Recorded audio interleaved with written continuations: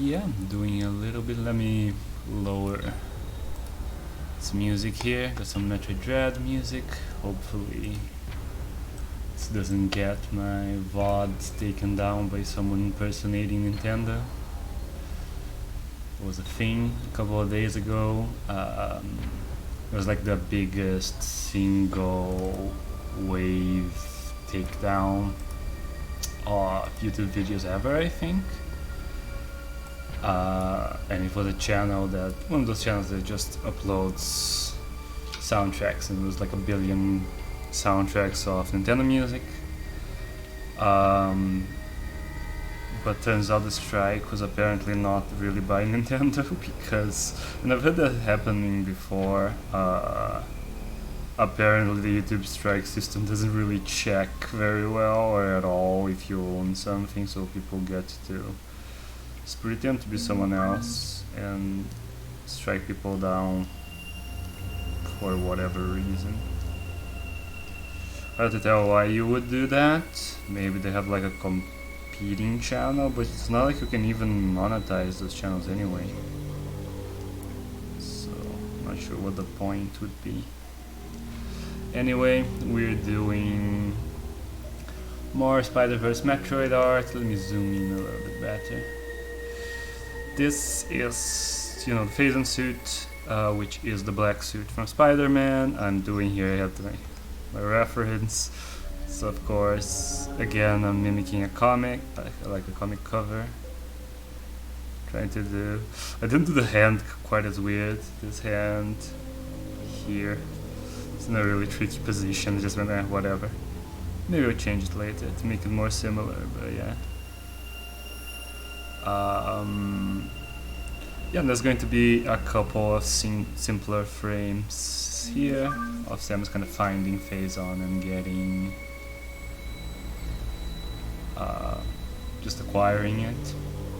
There's also going to be a little text box here saying like Phazon suit acquired. The background's also just kind of mimicking the comic, but it's placeholder. I think I'm going to change it. Didn't like it very much. But yeah, I'm doing a different style this time. I want to at least like kinda experiment with different styles while I'm doing this kind of series. This one I'm just using like solid brushes. There's no separation. It's just one layer. There's no line and then inks. It's just me drawing shapes with solid colors,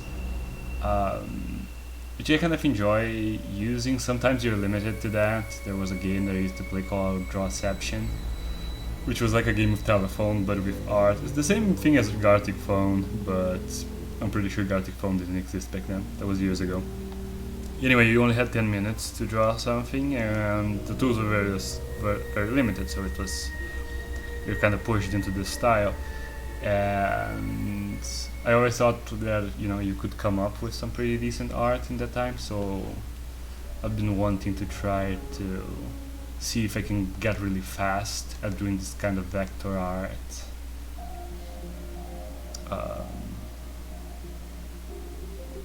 So this is a place where I get to experiment with it. Got some things to fix up here. Oops. I had the wrong brush. Haven't done this yet today.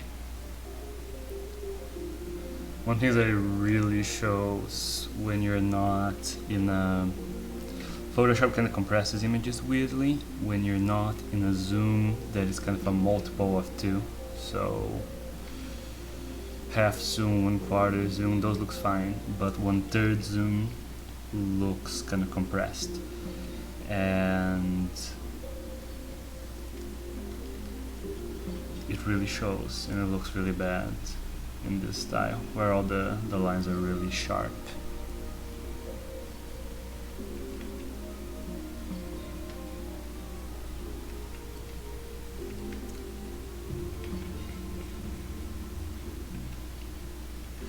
So I'm going to warm up by cleaning this up, then move on to the other images. I did this, it was 4 AM, I just wasn't sleepy yesterday, and I was just doing this. up until really late, so I got a lot of work done, but it was probably not at the my most focused possible.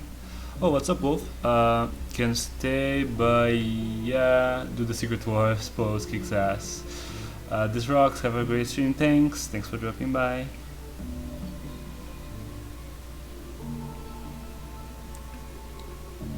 Yeah, I'm trying to go, I also like kind of mimicking stuff in the same way that I mimic styles a lot. I think it's fun to kind of try to reproduce a pose and a whole composition.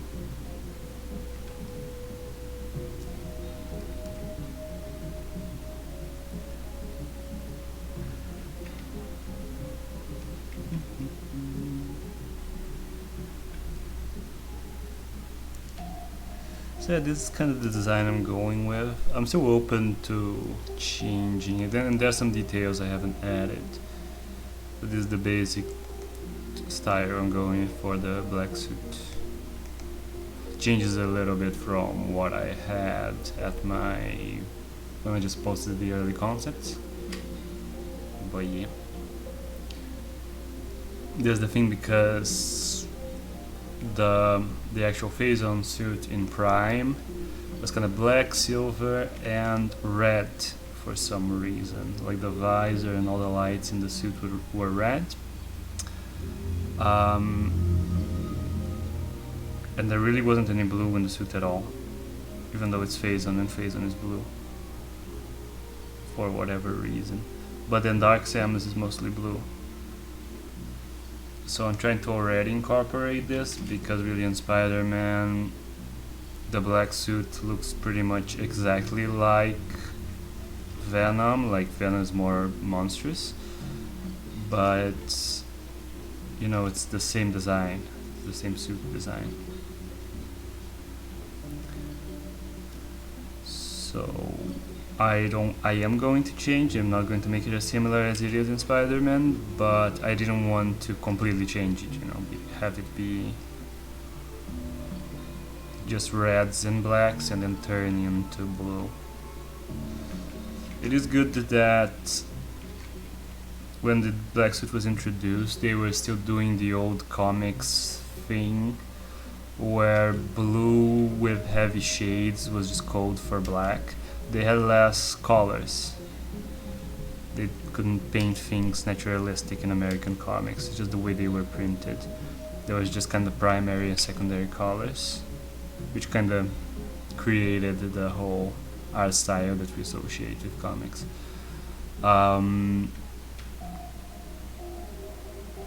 So they didn't have like a dark gray or anything.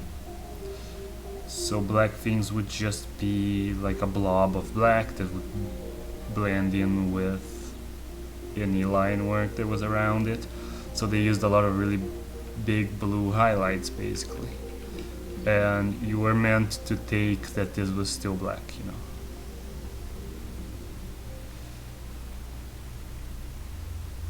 Batman, for example, like if you look at any drawing of Batman from old comics, it's kind of mostly blue. Is the predominant color, but you were supposed to take it as black. Same way like Superman's hair was blue. It's not like he's an anime character. It's part of the stylization. So by drawing in this style, I get to incorporate a lot of blue in the phase-on suit without it explicitly having blue, so much. So I'm still not decided, I could make these actual lights here. I could make them red to be more faithful to the phase-on suit, and there would still be blue in the design. But I kind of don't like it as much, just as a standalone design. This looks less of the phase-on suit, but I don't like it.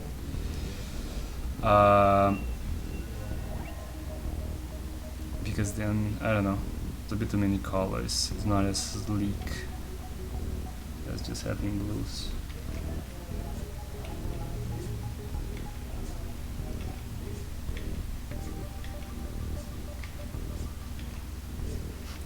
really struggling with this. I should zoom out probably.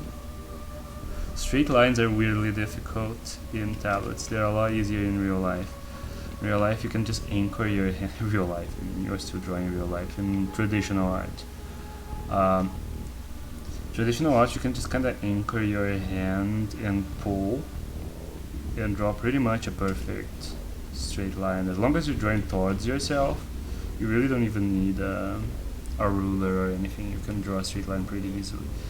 It just doesn't work in digital art.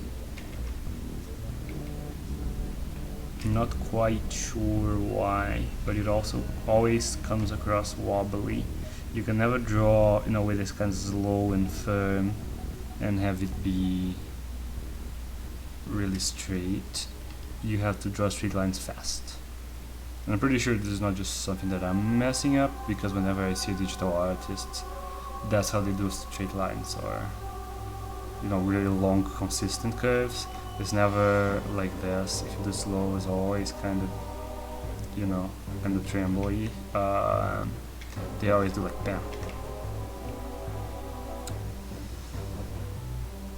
But yeah, this is kind of the broad strokes of it. I was thinking of adding another sheet to the because this is kind of supposed to be more metallic looking. I'll think about it. I'll do the other ones first. But I could try out real quick, just to kind of show the possibilities here.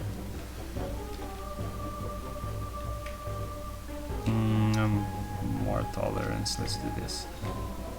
If it was red, like the phase and suit, would be more like this. I guess it looks cool also. I would change those dots as well. The dots would probably be more like, this is going to be ugly because this is a really imperfect way to do it. I'm just doing it fast, but it shows kind of the end result. It would be something like this if I was more faithful to the actual phase insert. It doesn't look bad. If it was just the phase insert, I'd probably go with this. But then I want to make like a Dark Samus, like the next one would be a Dark Samus being like the symbiote after getting away from Samus. And it should just be a more monstrous version of this, like it shouldn't be that different. So at that point, like having red in Dark Samus would look wrong because she has no reds. So the other extreme would be forget the reds, and let's just do her all phase uncolored. And it would be more like this.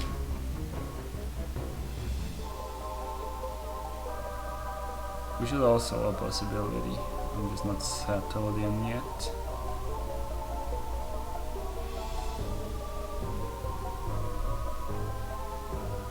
Could also be white eyes. I tried it for a bit with white eyes as well. Like this, and let's say a light gray here. This would be like, symbiote eyes, if I made Phazon more like a symbiote. I actually really like this one, looks-wise. I like how they look. Is the least based on Metroid one, but I really like it.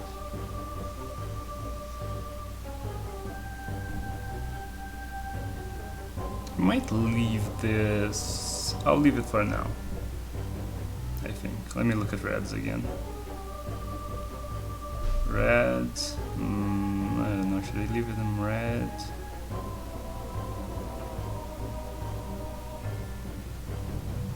Thing is, with red, is the only red element in the whole suit. Yeah, I don't know. I'll work on it.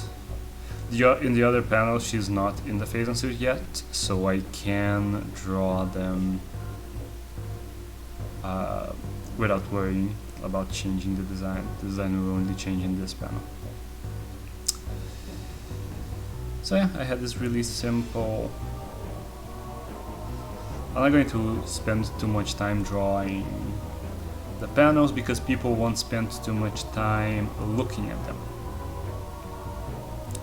Let me just get the colors. What is this? This one has colors. Let's just sample all layers and get the orange and the red. Boop. Alright.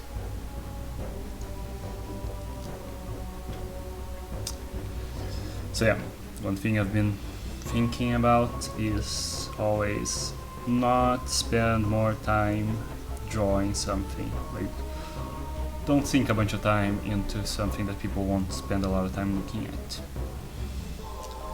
Maybe the sketch more transparent, just enough that you can still see it, so I don't lose track of the sketch. Oops. By drawing over it.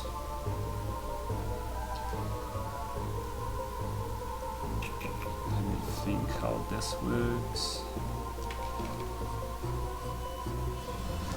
I'm still always, I have in my other screen, I have the design for Spider Samus up. It's like Jim Davis googling Garfield. I don't really know what it looks like.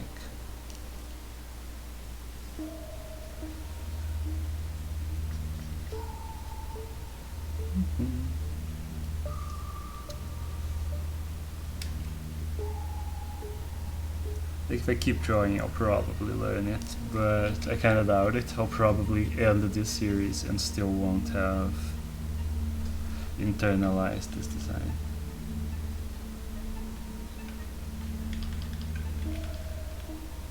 It's a bit complicated.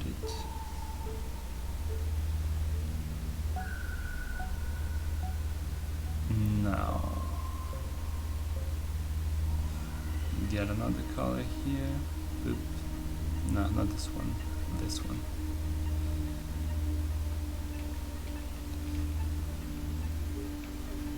We see the inside.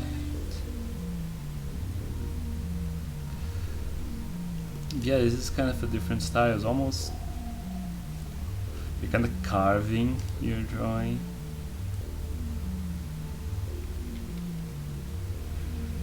So yeah, like right now, this first time I probably won't, because it's kind of the first bigger thing I'm doing like this.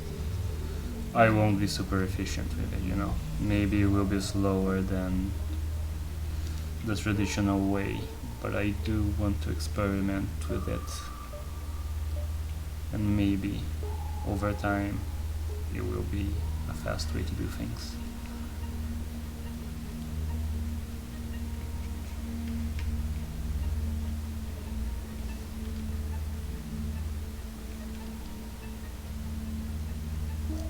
Yeah, here's an arm.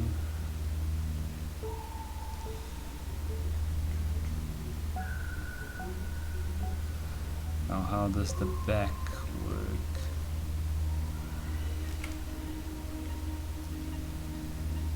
Kinda this. I'll just bleed out of the panel. I can just cut it later.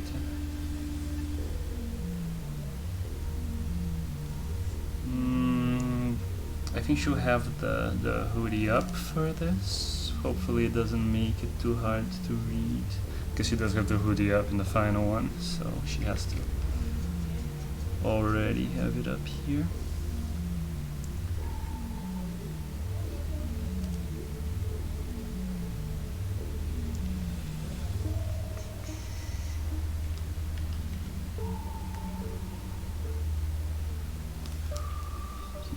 Go.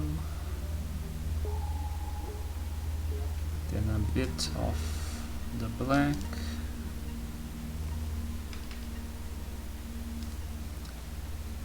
And then the yellows. Let's just get him here.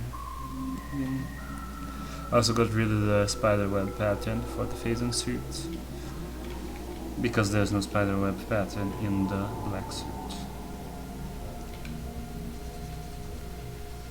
Even though I kept a little bit more, I didn't want to make it like all black. I thought it was kind of boring. and even less like the Phazon suit. Really, the Phazon suit looks more like the Tobey Maguire black suit, where it's kind of a tinted black and grey, black / dark grey version of the normal suit.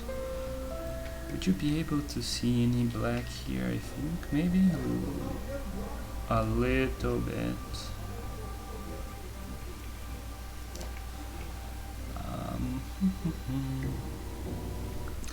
Now let's get a dark red.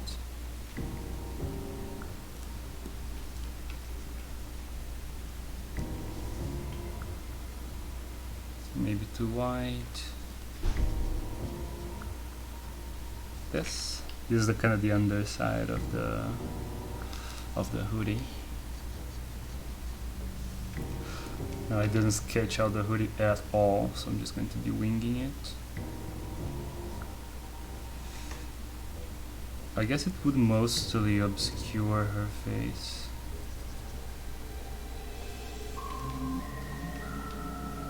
From this angle, which is fine. I get to draw less stuff. And again, nobody cares about this panel. It's basically just giving you information, and the visual focus will be here with the Phazon, not on the back of Samus's head.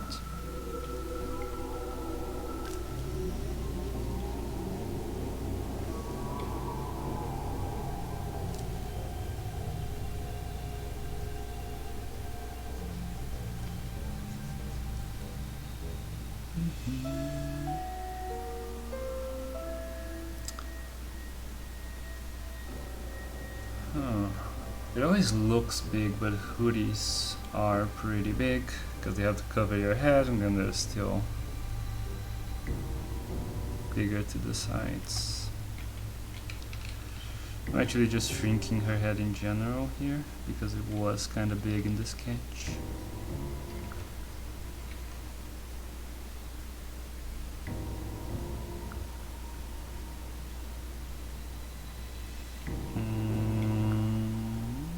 Should be fine.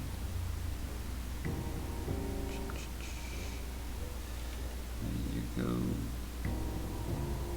Now, some more red here. Oops.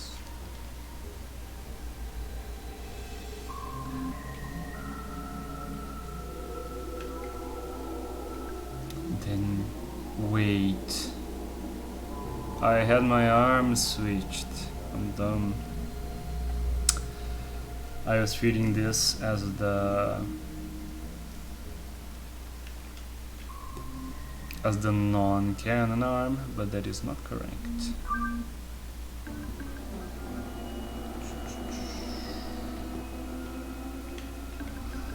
Let me put my cell phone further away from the mic. I don't want anybody watching to get like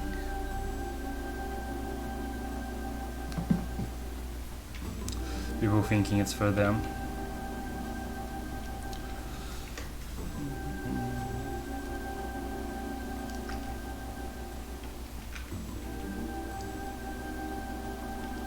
The arm cannon I especially did not at all learn or internalize.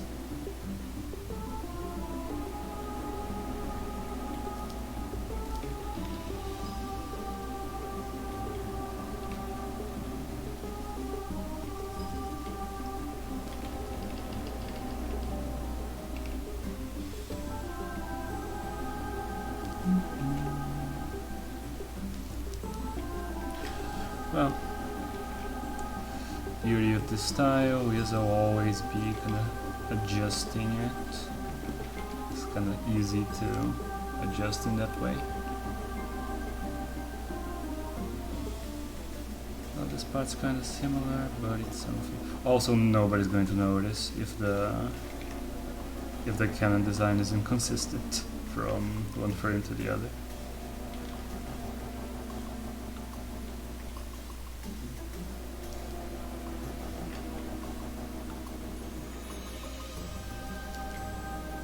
Oops.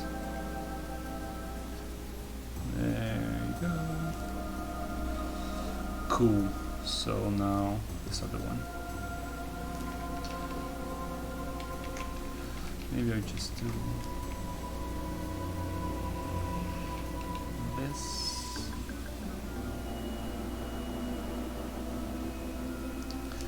So they work as separate elements, then I can shade it separately as well. Oh, now I'm out of oranges. Then I have to, whoops, get them back here.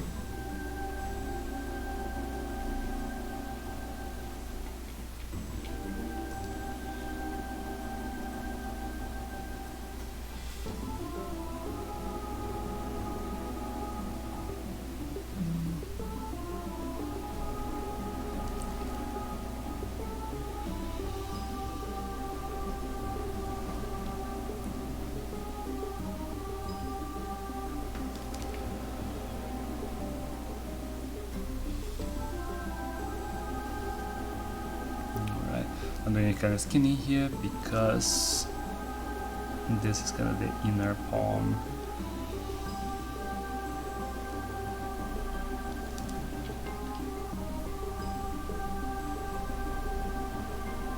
I really like, for costume design, gloves that have a different color on the palm than on the back. I don't know why, it's just a thing that I like.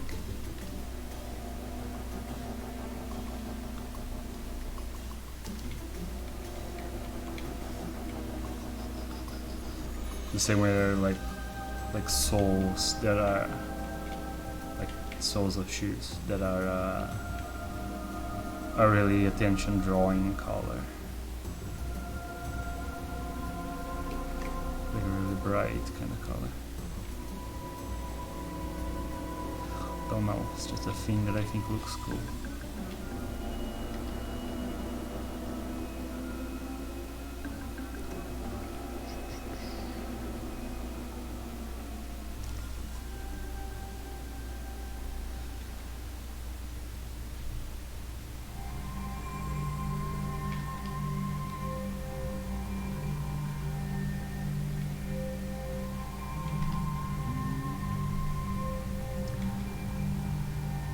I did set up a playlist of like environmental Metroid Dread songs, so it might not be the best kind of representation, but I feel like they are, and now I remember I even said that like in my first impressions of the game. Someone said it in chat, I think, and I agreed, that the songs really aren't as memorable, or they don't get your attention as much as some older Metroid songs. They're more in the vein of like modern game soundtracks, where you have songs that have generally a lot of layers that can fade in and out depending on the action on screen. But they are also just kind of more generic because of that. There aren't like a melody that really gets your attention, and I think that's a pity. I feel like modern games really underestimate how much the soundtrack to an area sets the atmosphere for it. But maybe now that areas get to have, you know, games have so much more detail and so much better graphics, and they get to make worlds that are actually kind of living and have things going on in them. Maybe they feel like they don't need to lean as much on that. But I think Super Metroid is such a great example. Like the first time you descend into Brinstar, and the early part of Brinstar in Super Metroid is like the plant part. And just the music that starts playing already makes it feel like full of life, even before you get to like see anything. You just see kind of vines around you, and you're descending into it, and you already feel like you're going from like more isolated caves into a place that's like full of living creatures and going to be a lot more lively and wild. even though like kind of mechanically they really aren't. Like there are more enemies, but not radically more so, nor are there AIs like that much different. But the song you're listening to really sets the tone for how you process the experience. So even the place is still very simple, and again they didn't have that many resources to make a place feel like an environment that's full of life. Just having that song really helped a lot. It feels like it's underused nowadays.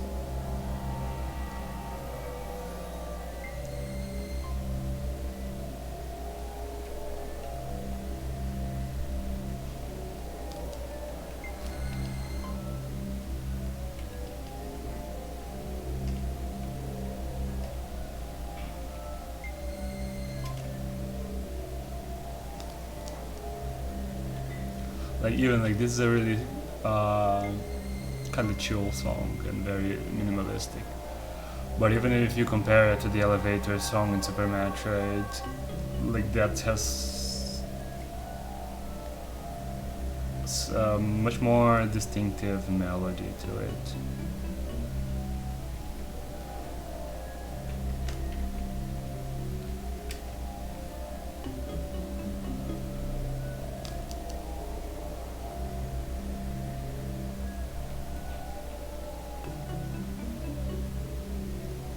Okay, yeah, this feels a lot more subdued.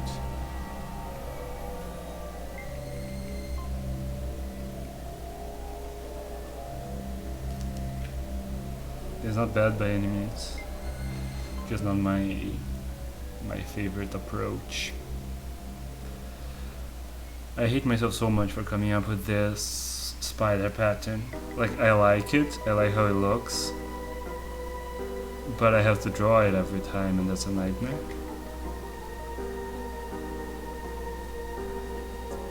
I'm actually going to be drawing a part of the suit that I never drew before, because I never drew her back with the hoodie all the way up, so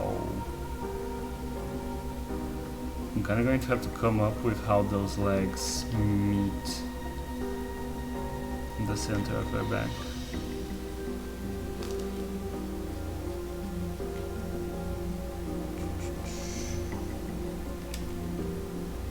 Yep.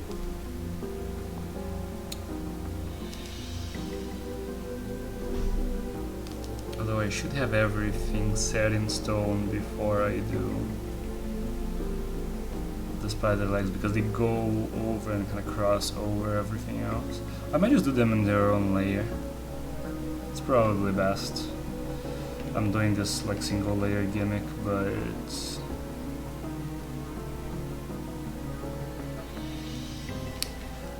I'll make an exception to it.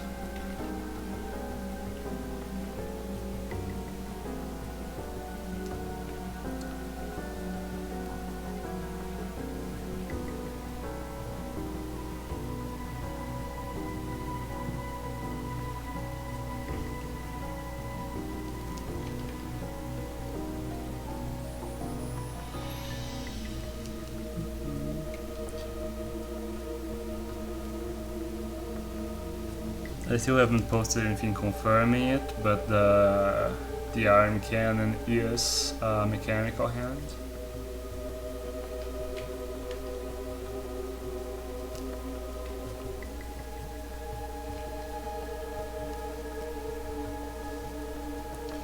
Which I always felt they should have just done in Metroid. Like the main series Metroid games, pretty sure all of them, Samus's arm cannon is not even longer than her normal arm. Like the whole of the arm cannon is where her hand would be. It's completely physically impossible. Like, I don't know why they didn't just have her, because her original design, according to the developer, like, it's not super clear, but they said that she was originally going to be a robot.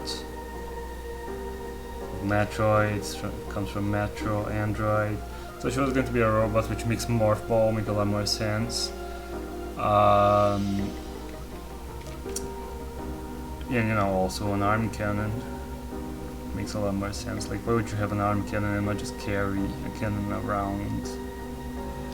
Seems really unwieldy. But yeah. But at that point, like in the second game, they should have extended the cannon.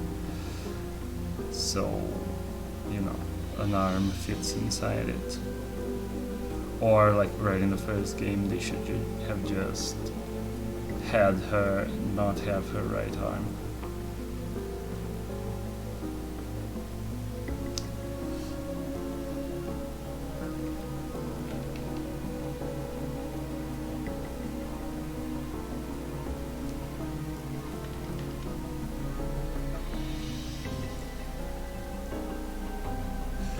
Around the time I did like the hypothetical sequel to Metroid Fusion Concepts,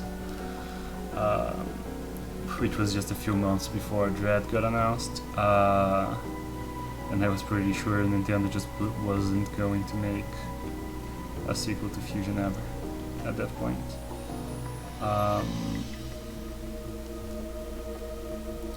I also kinda had thought about and kind of conceived it in my head but never really drawn an idea for like a Metroid reboot, which now, at that time it felt more appropriate because Metroid was kind of in a dead end. They just weren't making sequels. They had made a sequel in almost 20 years. It felt like probably the best thing for the series was just to get a reboot after Other M,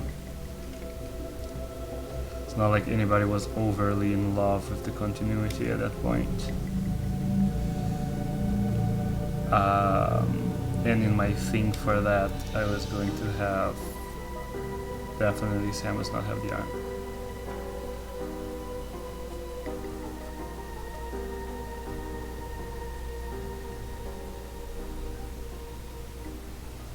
I was also going to ditch the whole Raised by Chozo thing because I think that's dumb. I like the original trilogy thing much better, where the shows are extinct and this is green.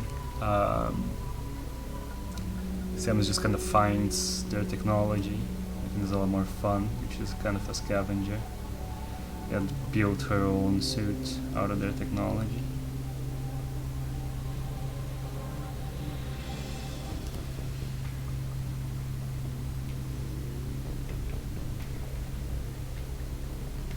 Skin's looking weird.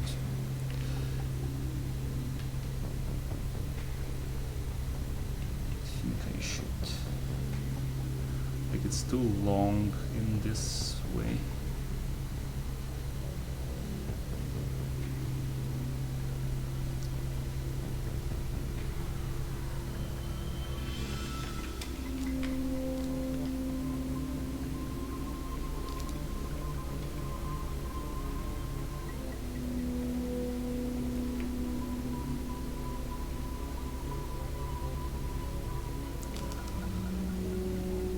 Is also really heavily implied. It's pretty much stated in the Metroid manual that Samus is a cyborg.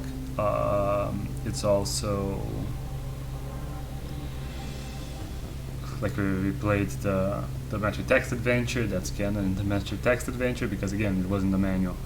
Like Samus' description in the manual in English kind of doesn't have a lot of credibility because it describes her as a man. But that's like that idea of the manual kind of being unreliable is really only in Western versions, in languages where you can't talk about someone in neutral terms, because in Japanese they just talked about Samus in neutral, in gender neutral ways. So the manual wasn't unreliable, and it did say that she was a cyborg, not just a person wearing a suit. So I kind of like the idea of doing that, like maybe, when the planet was destroyed by space pirates or whatever, if you're going with that continuity. Always felt a little superhero-y to me, like my parents are dead. But anyway.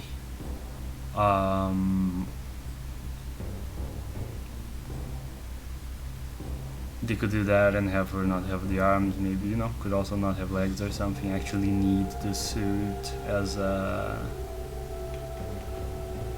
you know, to work, and that's why she always, to even walk around or whatever, and that's why she walks around always in the suit.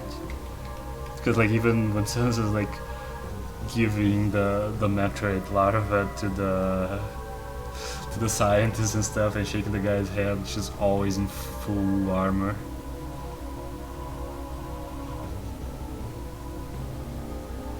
So that could be cool. It could be like a more interesting revelation, like in the original Metroid. It was a revelation when you beat the game within a certain time that Samus was a woman. Doesn't work that much nowadays as a revelation because we're hopefully not as sexist and will not find it super shocking that the main character in an action game would be a woman. So the revelation in that one could be that she is kinda, that she survived, you know, when she survived the attack from the space pirates, she didn't, you know, survive just fine. She has a bunch of robotic replacements and stuff like that.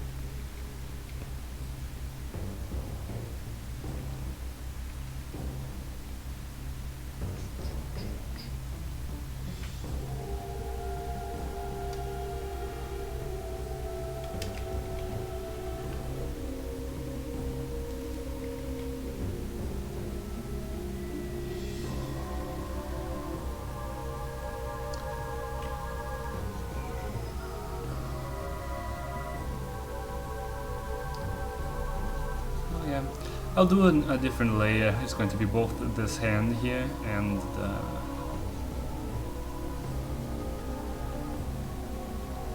the spider on her back. Well, let's first just do the basic here.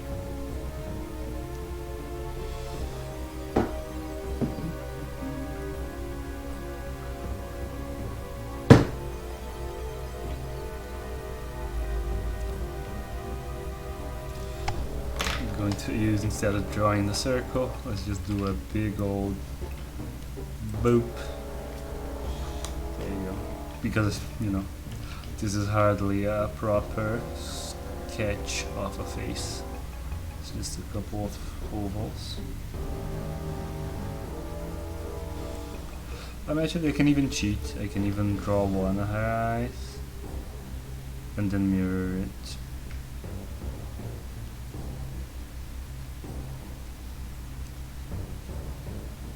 Save some time, make sure it's symmetrical.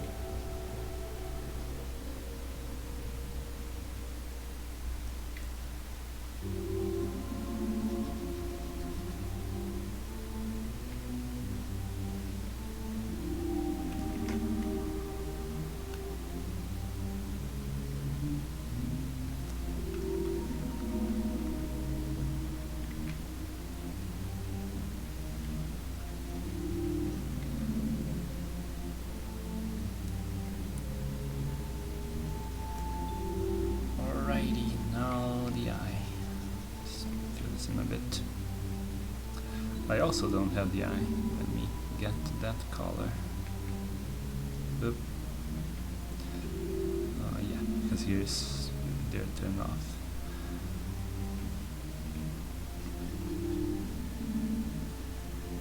I really like Spider-Man's eye shapes. It's one of the best character design things ever. They're so cool. Like and the fact that, you know, he can express emotions through them, but like it makes no sense. The mask would have to be like glued to his face in a bunch of different points to move, and even then it moves way more than it should.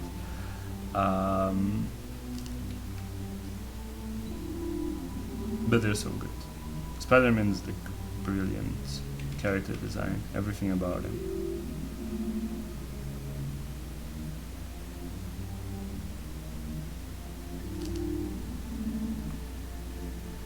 Because none of it is obvious, you know.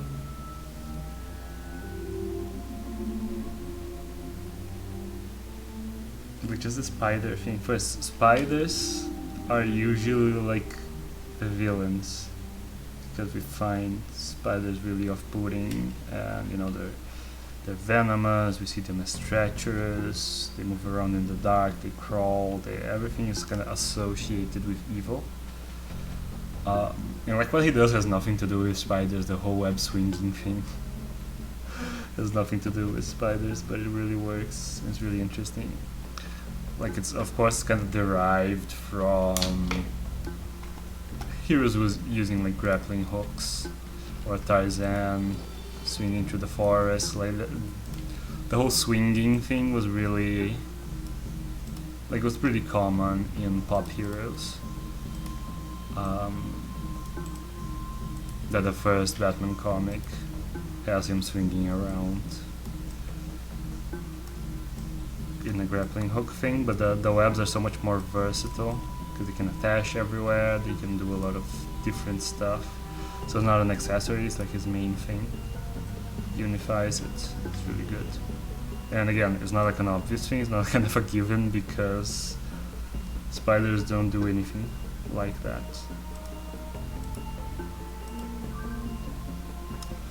And then, you know, that's kind of combined with him being the one of at least the first like young heroes, and that just don't start as such a good person and have to kind of grow into it. His design, like not, you know, it's a really fun design, it's really well drawn. Like he's had a bunch of redesigns, but he still mainly uses the original one because it is really good.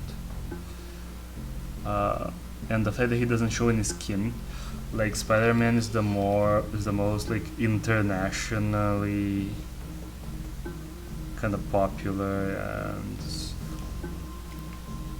omnipresent kind of hero, because anyone can project onto him, like because his suit kind of covers his whole face. He doesn't look like Batman and Superman look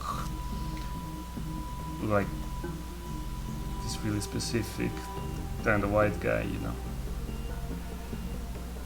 That's going to be less relatable to some people than others, but Spider-Man is just a human shape with big expressive eyes, so really anybody can project onto him.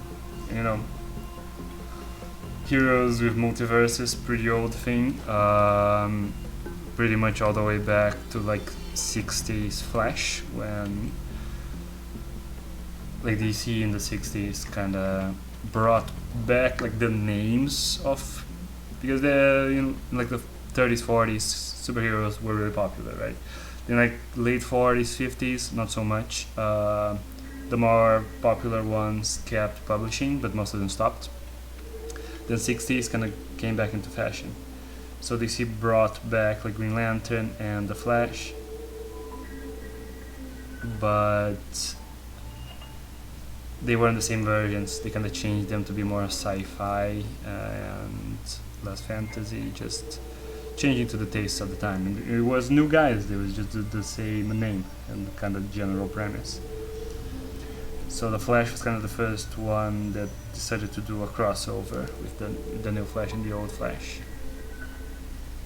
And I'm pretty sure that's like the first time there was the idea both of a multiverse and like different versions of the same character kind of existing across different universes, but that can interact, you know. So Spider-Man, you know, that idea is older than Spider-Man himself, let alone being kind of unique to him or mostly associated with him.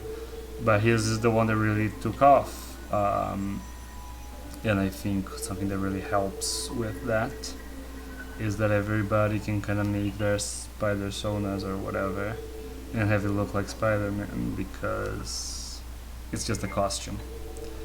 Like, it's not associated with any look for a person. Like anybody can look like Spider-Man. It's just a suit.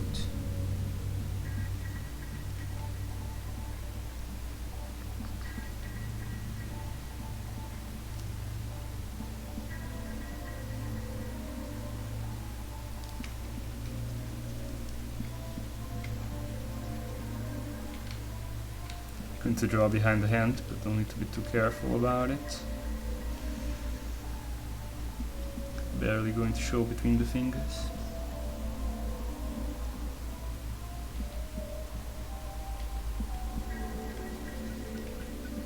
Oops.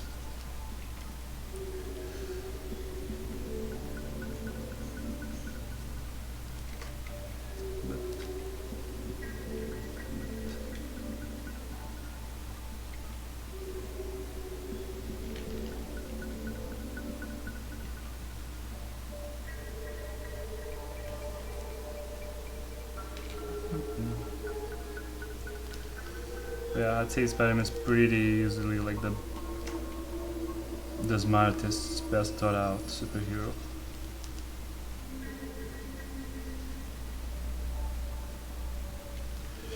They really, like, I grew up more with DC, you know, I have more attachment to DC stuff. But Batman, for example, like Batman's just had a lot of good people work on Batman stories over time. You know, so kind of like a backlog of good villains, good story arcs, because good people worked on it. The concept itself is not that great. Started pretty much just a straight up Zorro ripoff, but you know, with the word man in the name and a cape because Superman was famous. I mean, Zorro already had a cape too, even that isn't new. And also, you know, Zorro is copied from the Scarlet Pimpernel, to be clear. He wasn't the original either. This is Stroop's culture, kinda iterates on popular things. I don't really care about something being derivative. I don't think it takes, you know, doesn't make it bad. I'm just saying it's not like a stroke of genius. They were working on very well-tread grounds, and I don't think there's anything that special like about Batman. It grew into people made interesting things out of it. Essentially, it's not that interesting.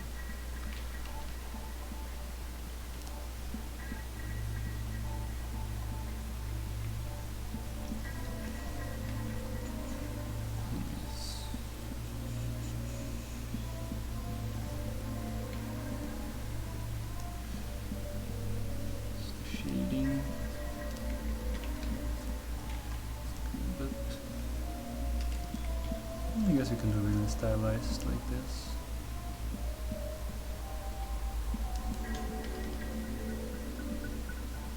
Don't need to fix this part actually because it's behind the hand.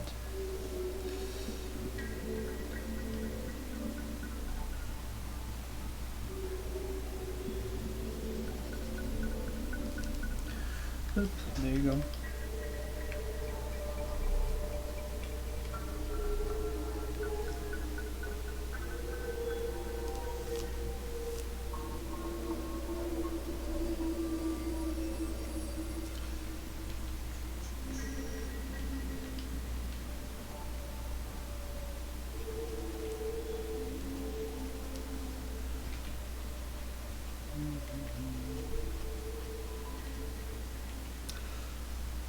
I need to change to something a little bit more fun music-wise. I just said that and the music kind of picked up, but still.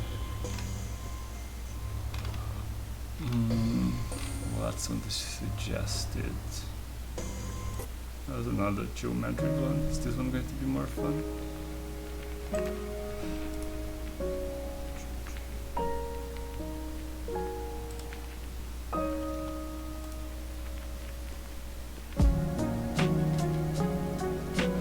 Oh, they're remixes.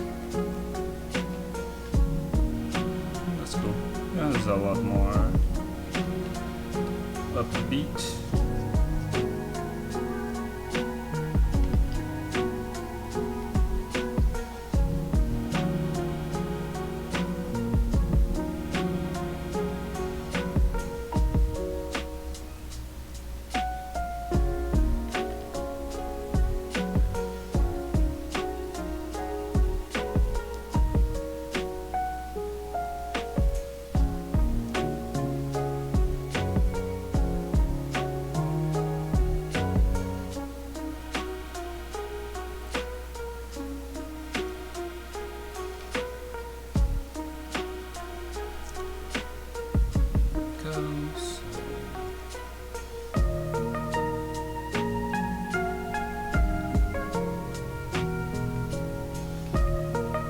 I don't think they ever used the theme of Samus Aran in Dread, did they? I don't remember. It's a really good song. I should have made these backgrounds yellow. I kind of wanted a, placeholder color to decide later. But yellow is not great because that's one of her colors. Oh well. This torso is looking really weird. But it's kind of pushed off to the bottom to the point where I feel like I can just fix it when I have more of it on. Wait, did I do this wrong? Yeah, this isn't. This isn't black all the way up here. It's like this.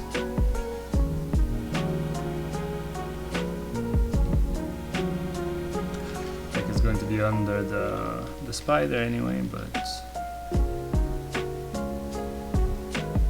it's going to show up between the legs. So.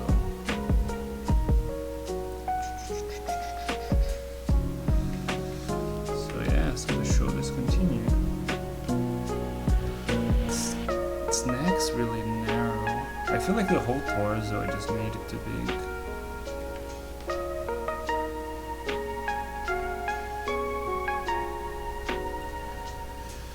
It's going to be behind the hand, but I'm still going to narrow it as well, just to... Otherwise I can't tell if it looks right or if it doesn't.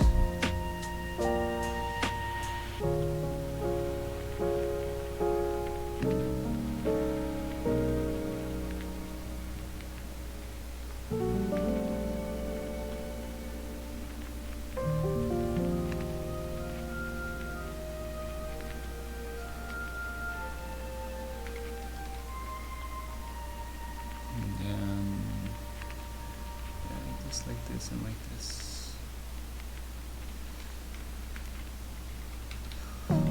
Learning my own character design.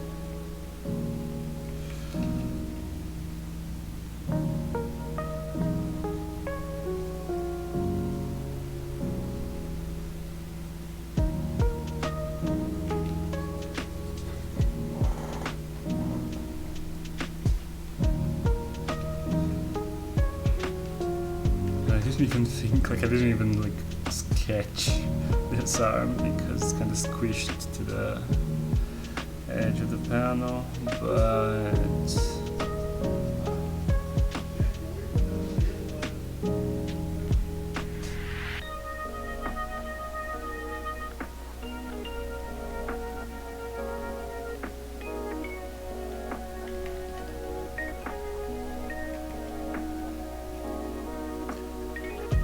the soundtrack's pretty pleasant. I'm usually not a huge fan of lo-fi stuff.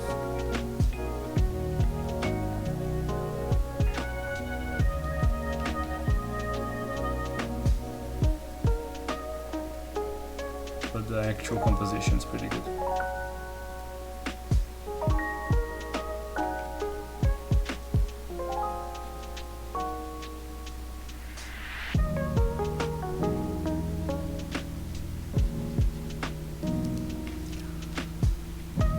And both songs thus far were from Super Metroid, so good choice.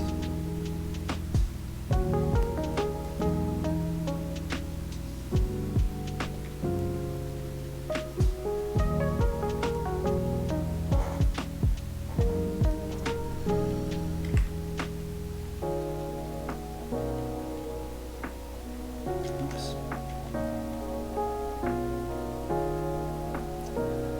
So yeah, okay. Now the hoodie.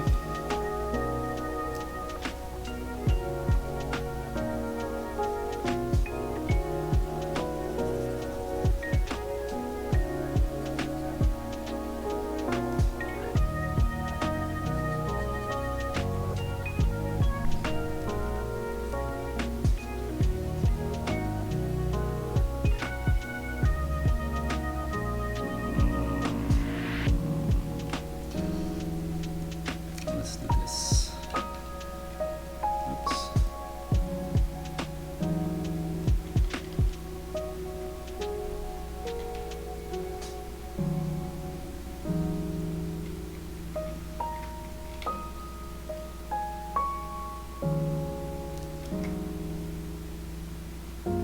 There you go.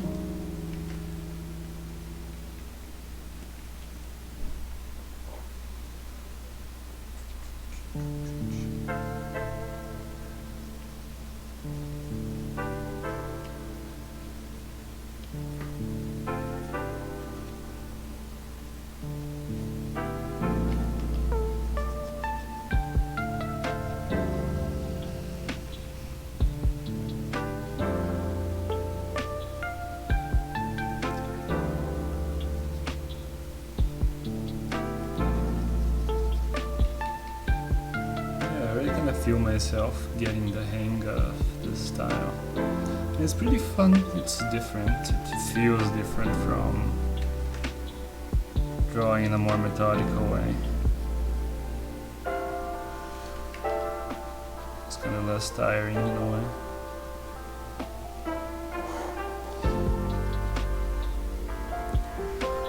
You're not even quite trying to get it right the first time, you're just kind of trying to lay something out that you can then adjust into what you're looking for.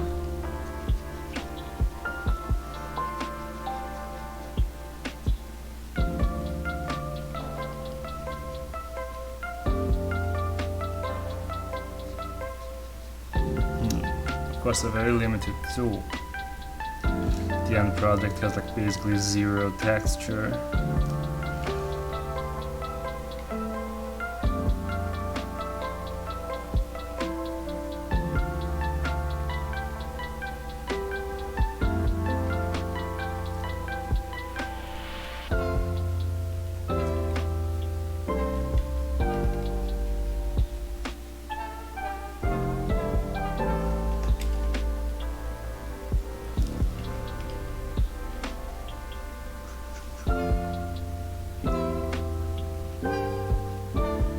What does this sound like?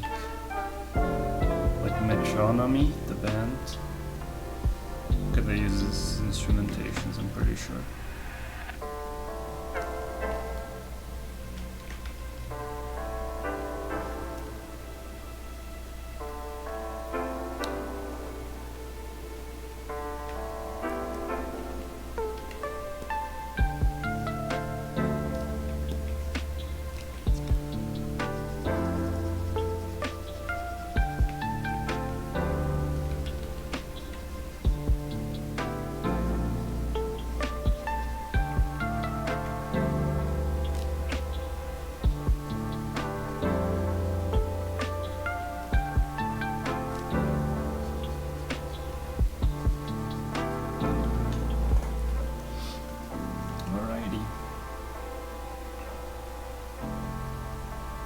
Oh, I should still draw.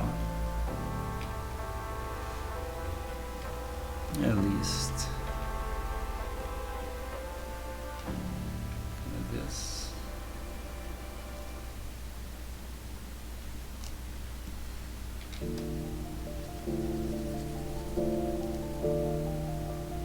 All right.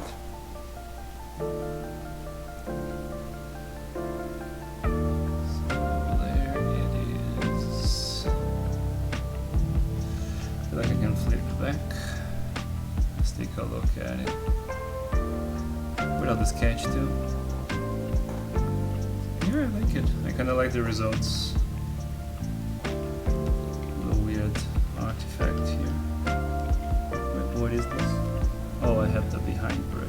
Okay.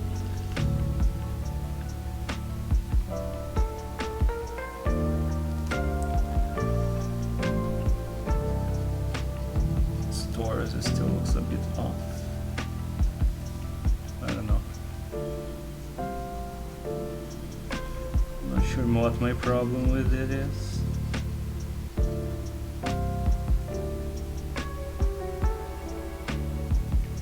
Kind of narrow, I guess.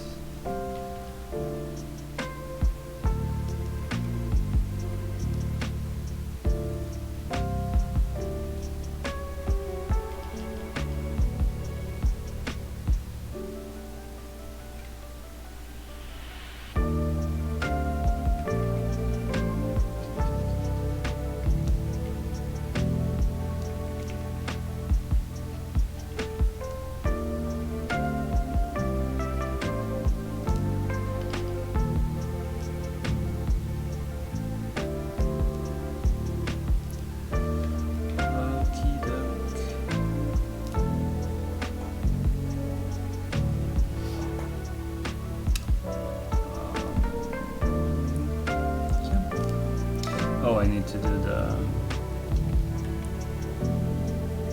eyes on this one. Let's get it. Weird angle, but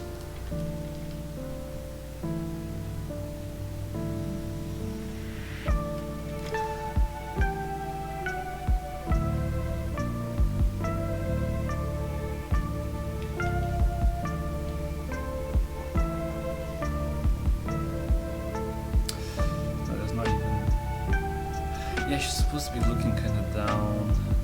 I didn't angle her hoodie as if she's looking down. So that doesn't work at all.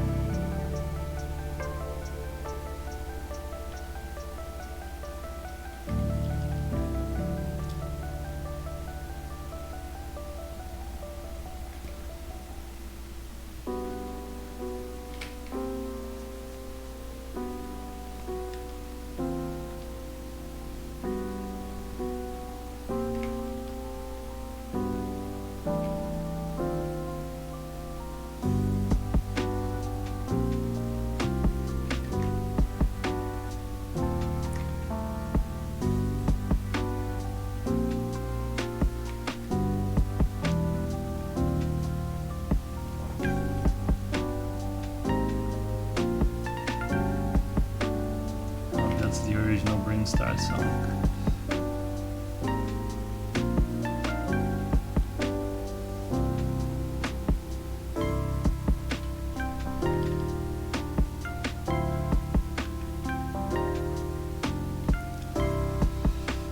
I'll mess with that later. Come back to it with fresh eyes. Now I'm going to do this. Bring back the sketch and let's draw.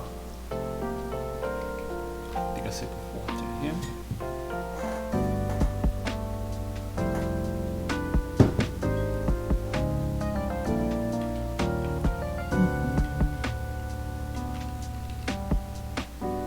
Oops, what's up? Yeah? Oh, I just had the wrong color. What was I thinking? Yeah.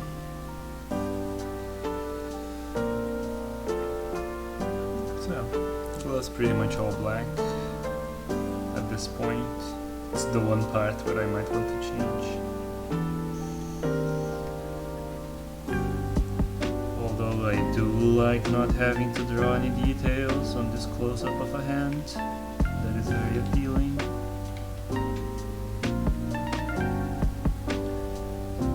I'm even going to make it really stylized, where it ends in like flat lines.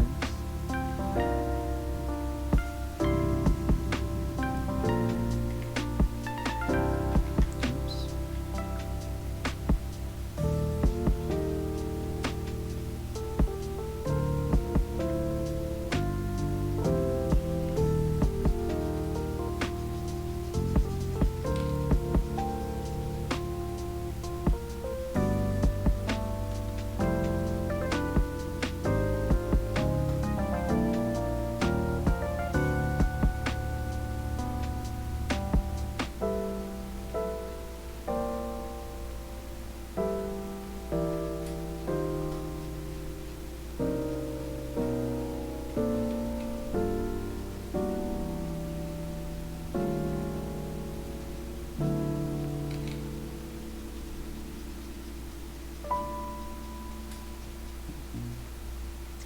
feel like for some stuff this might be a good way of like figuring out the shapes of a drawing and like then doing line work.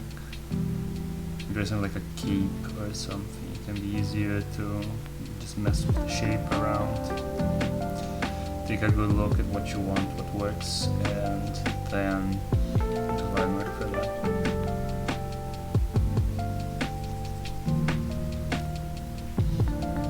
Also stuff like hands. Hands can be really annoying to draw over and over again. So when you're in a mode where you can just kind of adjust stuff, be a good way to draw a tricky hand in the future. So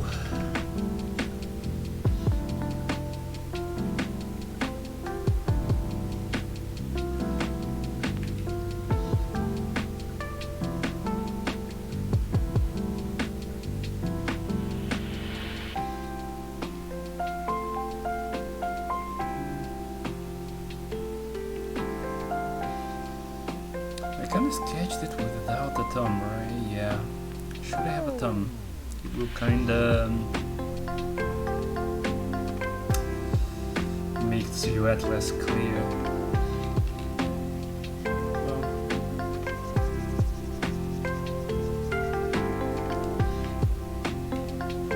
something like this. I mean, it looks fine. You can tell what's going on.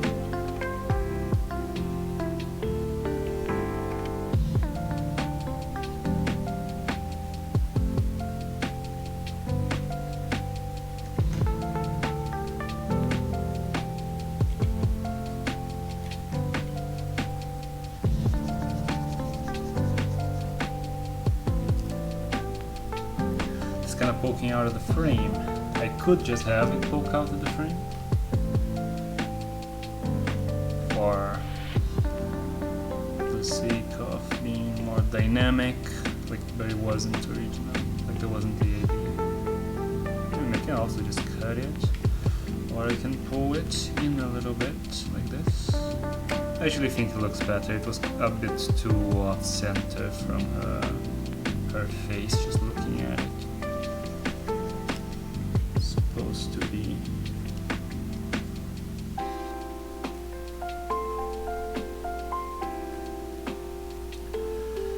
okay. Cool. This thing is kind of fat compared to the others.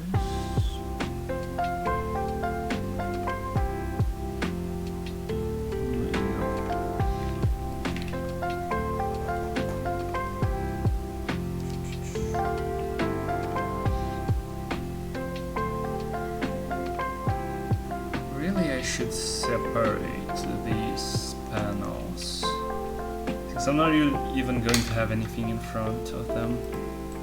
Let me do something. I'm going to duplicate this layer.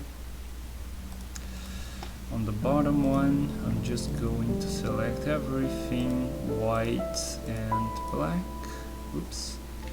Yeah, white, black, and yellow.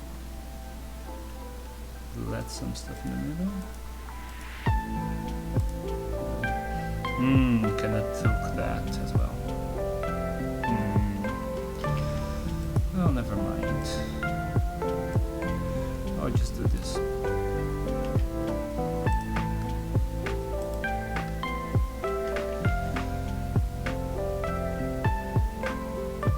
This is even placeholder as well.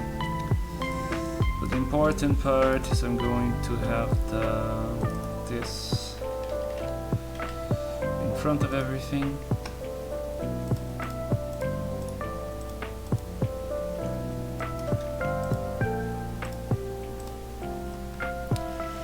And there you go.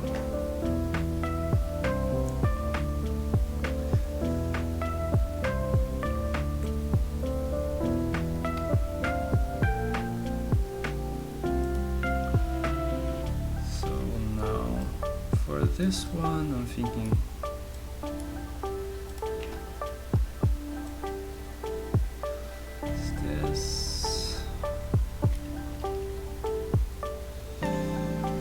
when it switches to her side, then it can be brighter.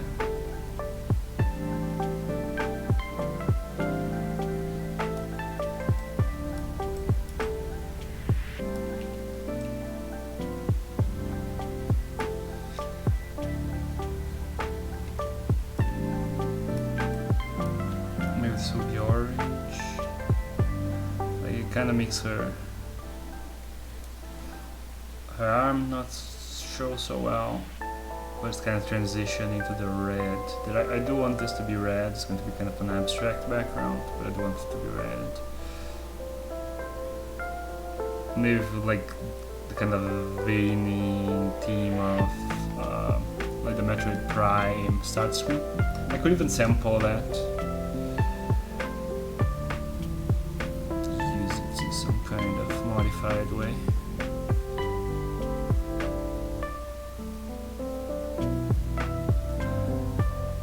Let's work on that background. I'll be able to have this, you know, most of the way done today, but it should be lighter.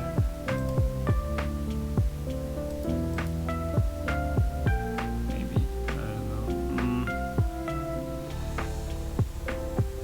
Let's see.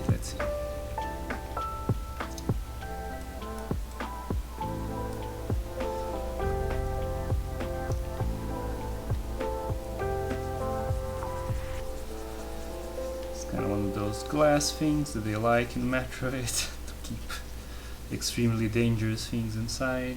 You always want glass. Nothing breaks through glass. It's impenetrable. So yeah. And then maybe, you know, full blacks, which is like a comic booky theme, and for the backgrounds, oh, I can just draw over this because it's the same layer. Well, I'm not on the final version of that one either, just whatever. If I accidentally draw over it, there isn't that much harm.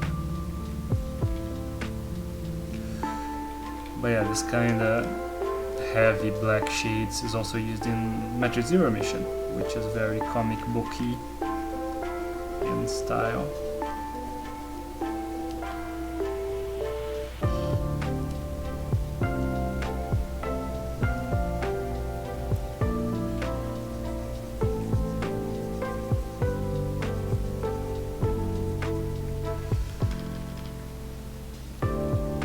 Not even know, like I don't know what these things that I'm going to draw in the background even are.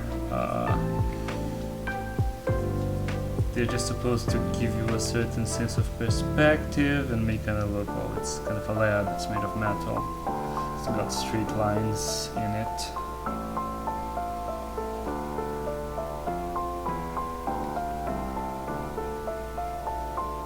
But there isn't that much rhyme or reason to it.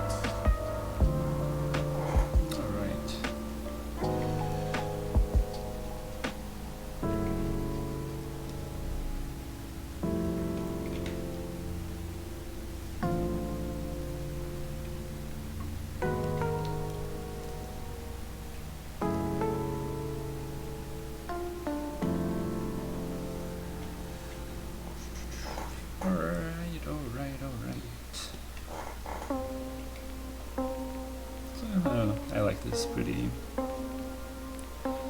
pop arty, very simple.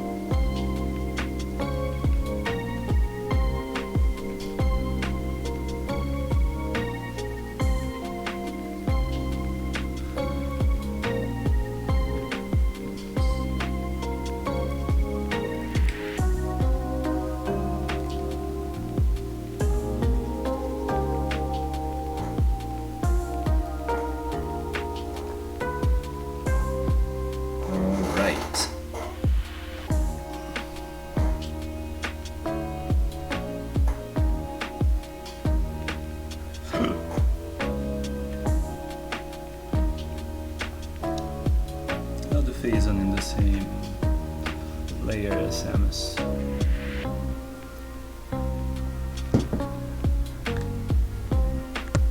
Do I still have any use for the sketch? At this point, no, I don't think so. So yeah, I do want to make these lines straighter.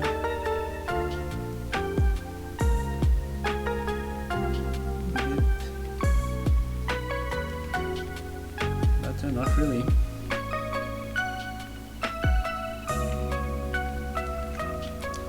No, that is better.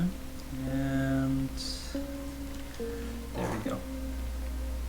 Okay, so for phase on, let me look up some phase on. Really, it's not very dark. It's very blue. I'm going to make it a lot darker.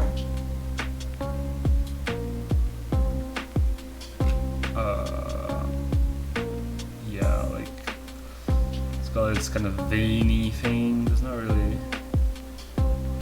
It's kind of similar to how the symbiote kind of looks in the movie sometimes, I guess. But yeah, it gets kind of dark in general, but it's because it's kind of tentacles of a bright blue over something dark.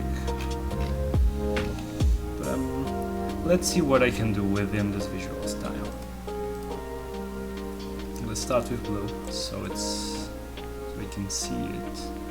Always nice.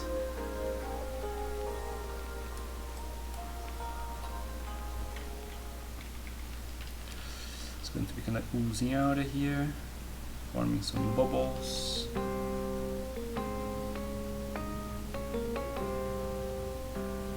As good as the Deep North Air / Magma Caverns songs. So how's this going to work?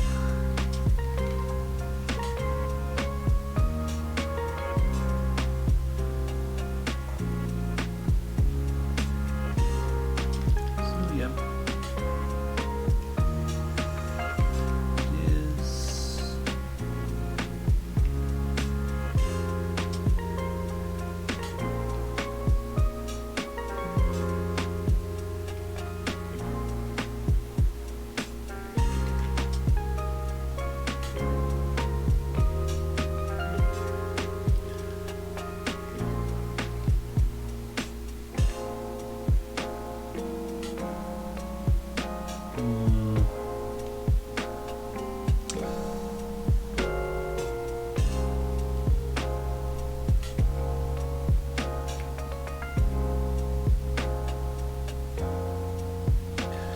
I think it actually looks kind of cool to have it be a bit visually different from the rest, because then it looks more unnatural. So I'm going to give it these kind of smaller features.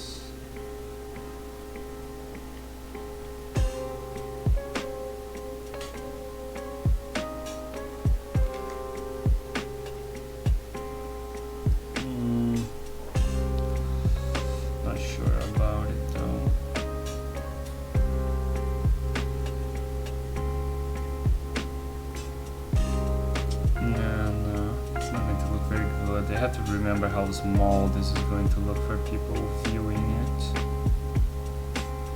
Which is also another reason to not get that precious about details.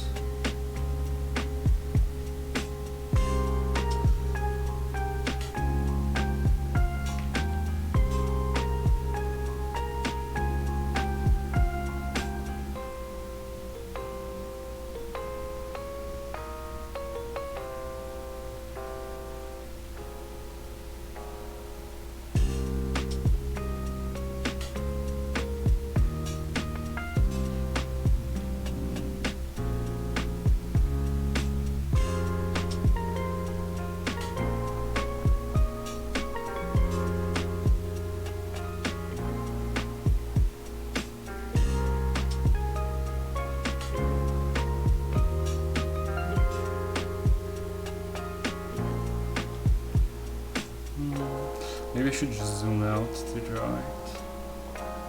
That way I'm going to see it the way people will see it.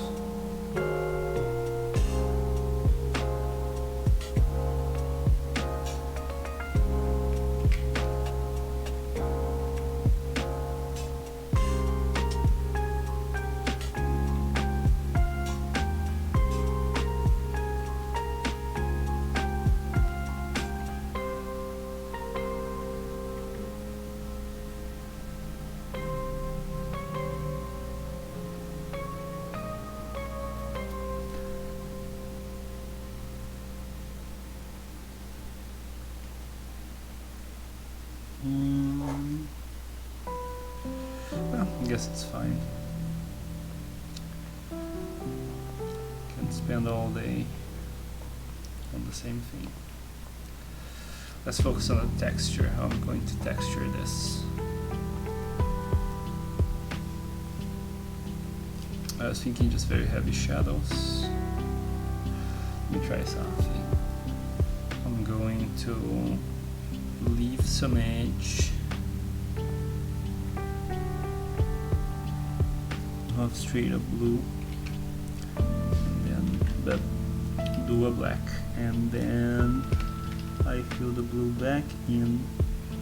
Yeah, I'll do 50% soon.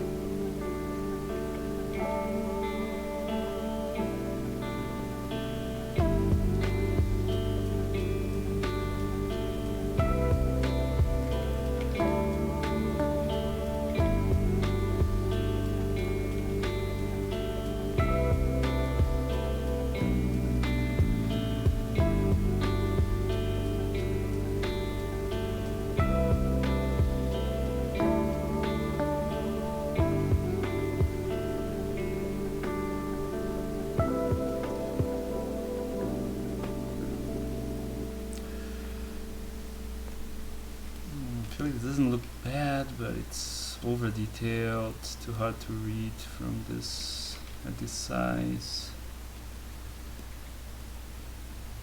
Like, it does look goopy and evil.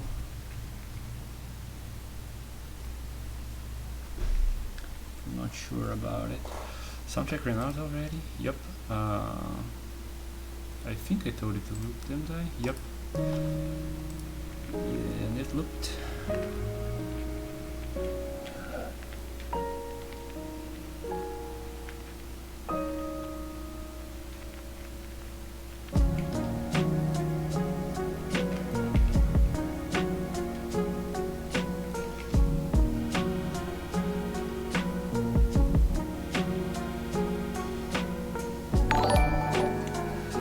Oh, hey, thanks for the subscription, Blargin.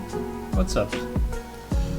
Drawing this Spiderverse thing, which is Samus getting the phase-on suit. Most of the way done, but I'm not going to like rush it to be done today. I'm going to leave it basically done, and tomorrow I can just take a fresh look at it, fix anything that needs fixing, and be sure that I like it by the time I post it. But yeah, what's up with you?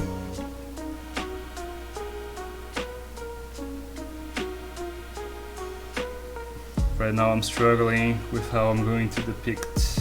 I think it looks cool, thanks. I'm struggling with how I'm going to depict phase-on. Because I don't want it to look like straight up phase-on, because it doesn't look enough like a symbiote.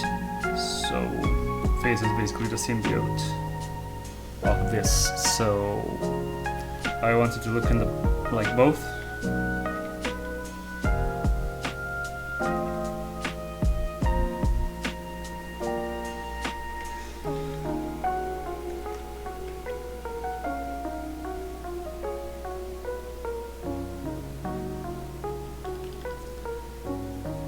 We'll see if I pull it off.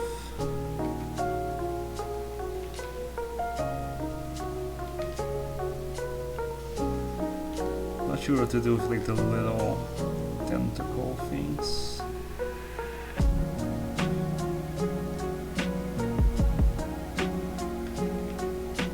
Oops.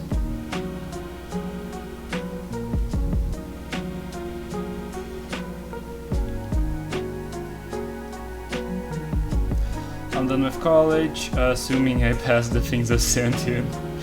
My presentation went well. Awesome. Yeah, I'm sure. Like, if you had gone poorly, I'm sure you'd notice. That's cool, that's cool. People say a lot that like being a student is like the best phase of life or whatever, because oh, you're just studying, you don't have to necessarily like work full time or whatever. I really disagree. Being a student is really stressful. Like I and a lot of people I know still have like nightmares of like, oh, I forgot to hand this in, I forgot like a whole class that I should have gone, like I didn't go all semester to something and now I don't have the prerequisites to graduate or whatever. Like people get PTSD basically from the way we do education. When you're like permanently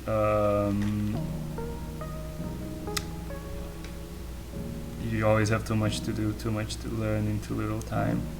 Like by late college, I was like, I would go because I had to go to all the classes, but I would be at one class studying for another class, because like the rhythm in which professors kind of taught the subject just wasn't efficient enough for you to study everything that you needed to study, because you know I was also working and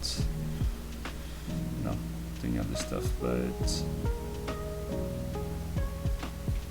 because there's another like outside of college exam that I had to take, there was just like not time in the day to learn everything. And you still learn a bunch of stuff, like, just like in school, you still learn a bunch of stuff that you just forget later and then have to relearn whenever they're going to become useful. So it's not like it's necessary to be that overly taxing. I mean, I'm sure it's different for different courses and different places, but here, yeah,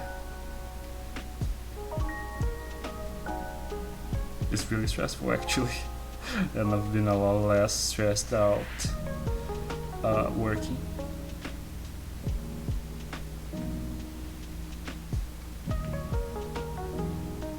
You know, even if I work all day, which is a lot of days, like I have kind of 2 jobs, considering the whole art thing. Even then I'm a lot less stressed, just because there isn't deadlines and grades. Deadlines and grades are so stressful. Like, oh, am I going to pass? Am I going to have to, you know, repeat this or that? In a job, most of the time you just do your job, and that's it, you know. As long as you don't do something like awful, you know, some kind of job where you're constantly being threatened with being fired or something. Like, being a student is like being on a job and you're constantly afraid of being fired, because in a job usually you don't have that thing over your head of, oh, am I going to fail, am I going to have to repeat, whatever. A lot of courses are pretty chill, because most ones were very fun for me, but the scientific writing stuff still something I don't like. Yeah, I guess I don't know how, you know, this art and animation stuff is. Maybe that's more chill. But I feel like the education system in general can be very, like, it's all kind of based on fear and stress as motivators, which I don't think are good motivators, especially for it to like retain knowledge.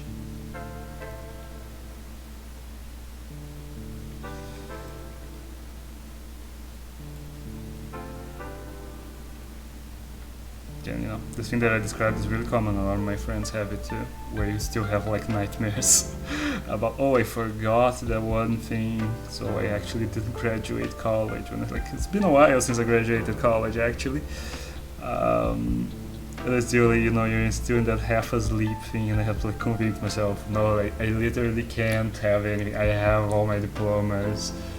I am working.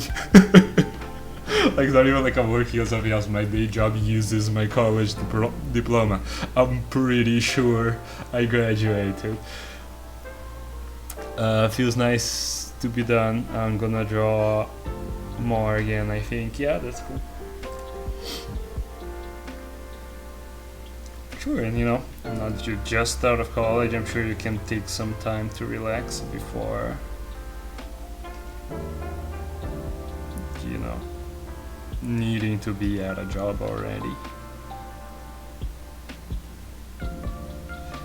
Gotta give yourself a little sabbatical.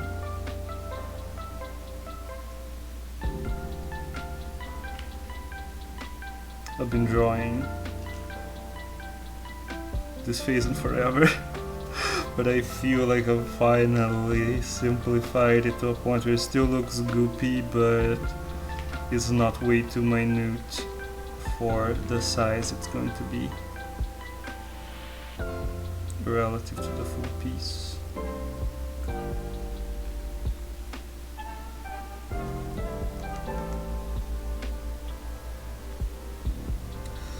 So, alright, here's the phase one coming out.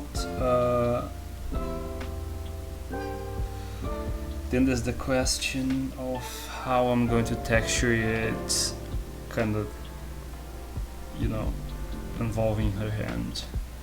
I've dreamt a few times that I haven't studied for something. Yeah, that is a lot.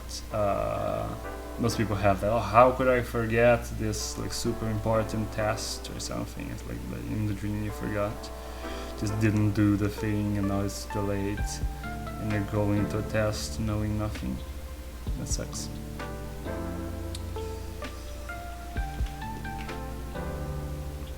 What can we do here? I'll do. Whoops, that's not right at all. Here we go.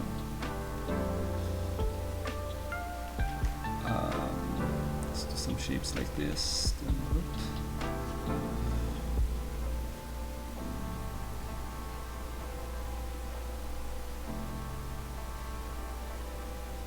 So alright, I'm going to select just the black and let's see.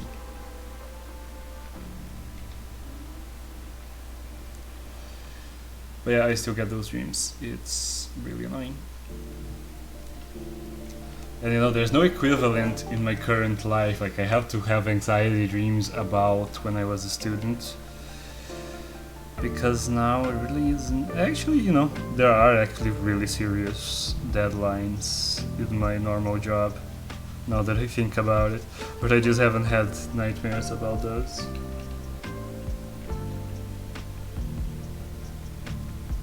I guess it's because, like, when you're a student, it's so constant. Like, it's a permanent preoccupation, not missing a thing, timeline, a deadline rather.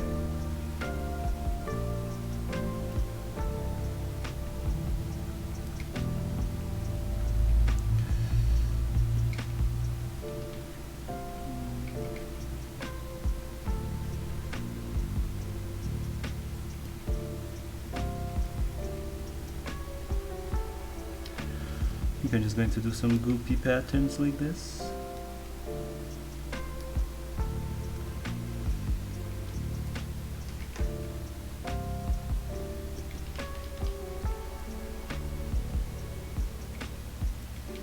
And I like this thing about the style where it's very conducive to just trial and error and figuring out what looks good.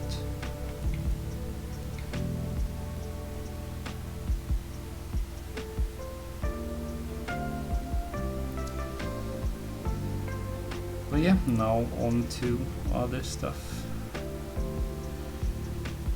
I don't know, I really don't super miss. But you hear that all throughout your life. That's something that I always make a point to tell young people.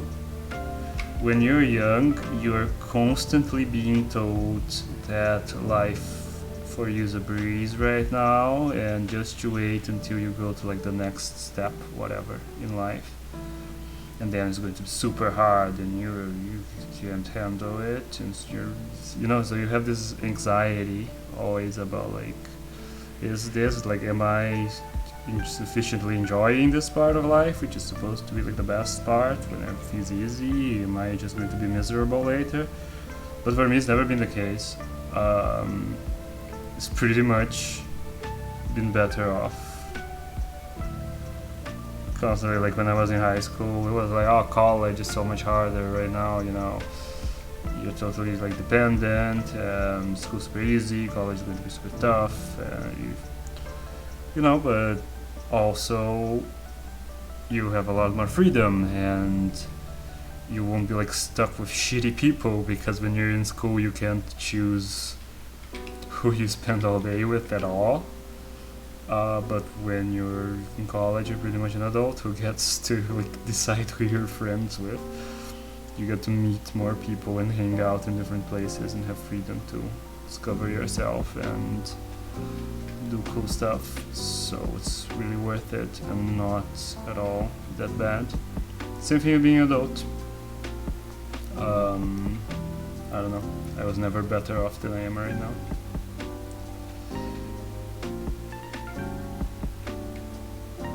Being an adult is kind of the wrong term. You're already an adult in college. Just being in the job market, being not a student anymore. I don't know the best way to refer to it.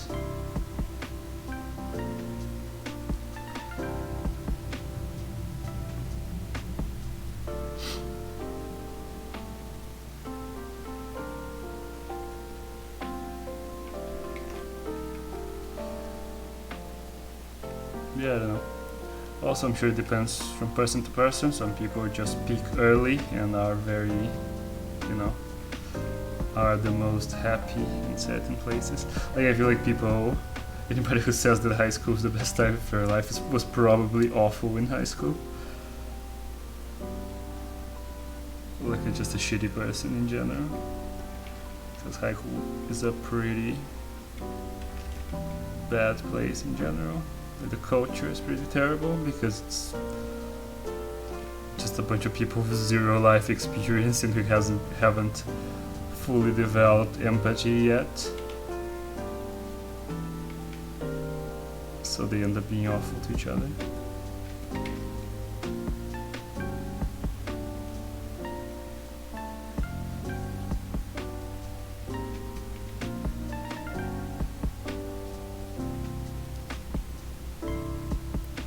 I remember I used to be scared of growing up, but yeah, it has advantages. Like I say, my time in college was like the best of my life so far. Yeah, I mean for me too, when I was in college it was also the best part of my life at that time, but I think I'm probably happier right now.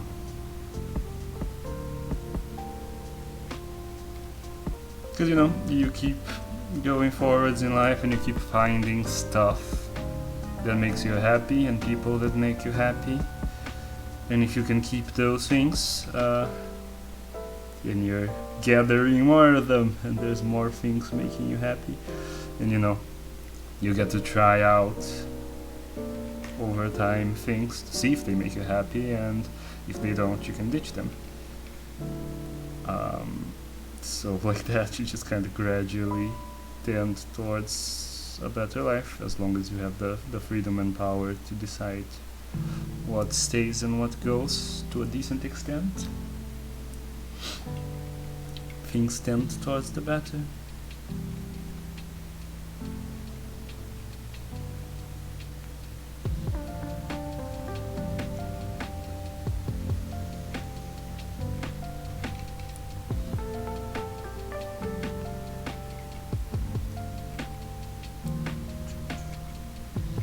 Yeah, I'm sure you're going to have a great time out of college, and hopefully, you know, you get to keep your friends. One thing about me in college is I live in kind of a college town, and in Brazil you have like a national network of public colleges. Like, I got my bachelor and my master's degree for free, didn't spend a penny on either. You just get in with grades. You do a national exam. That's actually the first year that was this unified national exam. But yeah, you do that, and then you can use that grade to go to any college in the country. People kind of want to stay close to, you know, where they already live, but there's an uneven concentration. You know, a lot of places have no colleges. But I live in kind of a college town, which is good. Helps like the cultural life a lot.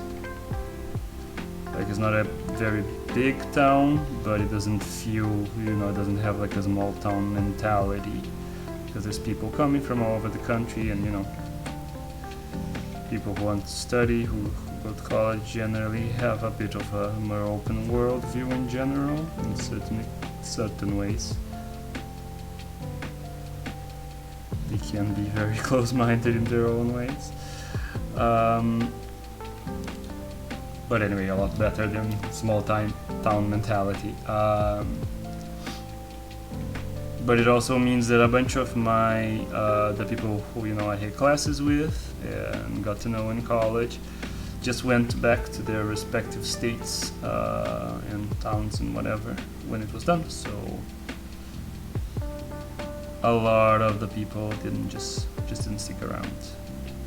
So I made a lot of the friends I made in college couldn't be like lifelong friends or anything, because there's just that cutoff right there, which is too bad, but oh well, at least I got to know a lot of different people.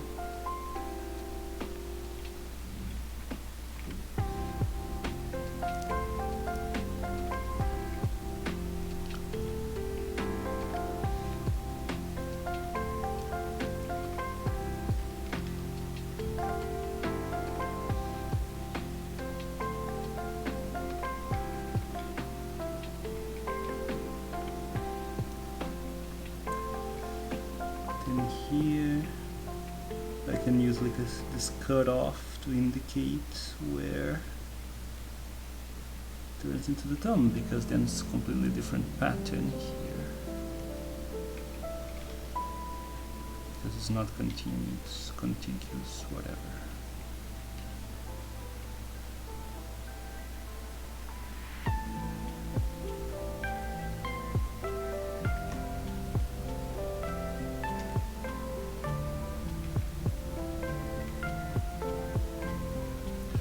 I think Prime has the second best soundtrack in Metroid. It's really good. So yeah, this is kind of the idea. I'm going to draw now some tentacles kind of coming off of it, I think.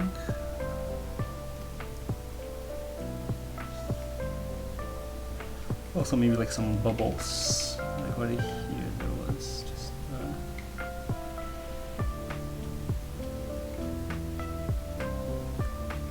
like a bloop.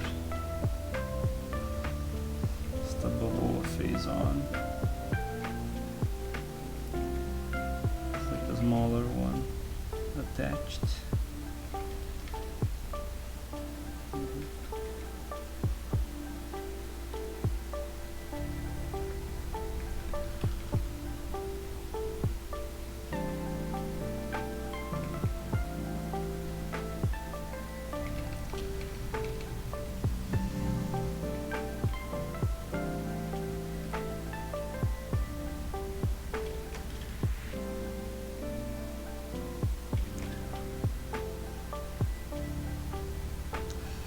Yeah, I feel like I over detailed this one. Should just been this.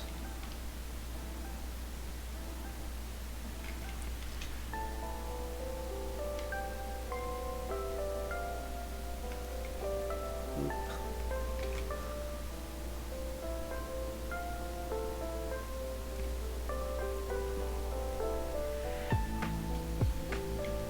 But yeah.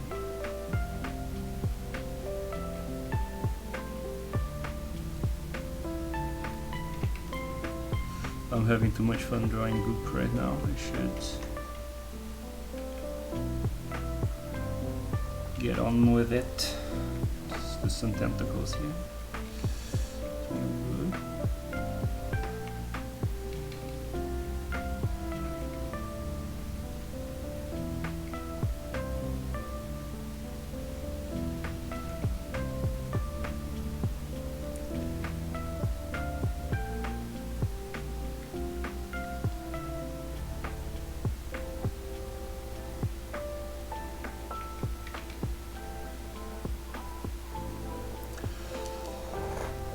Tentacle, what else?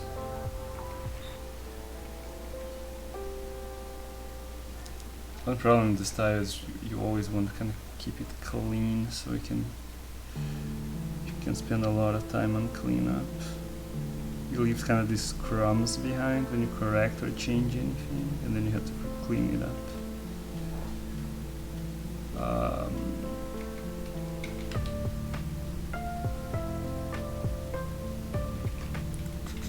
My high school was a small town, and I felt like I couldn't relate to most classmates. When I went to college, it was full of weebs and gamers, and I felt the opposite of high school.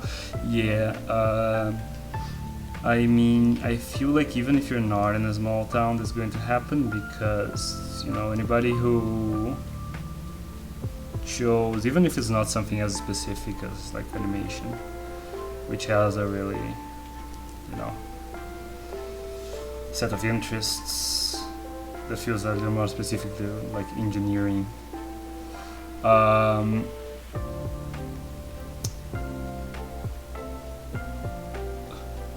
used to think that the word weeb was overused, but that changed when I met my college classmates. Yeah. I mean, people use, but just to finish what I was saying before, because you know, in high school you're just stuck with random people from like the whole population, and random people, you know, can not be the best sometimes, and you're going to have a lot less in common with them. and it's at the time of your life where people have like the least tolerance to people who are different from them. So yeah, not ideal.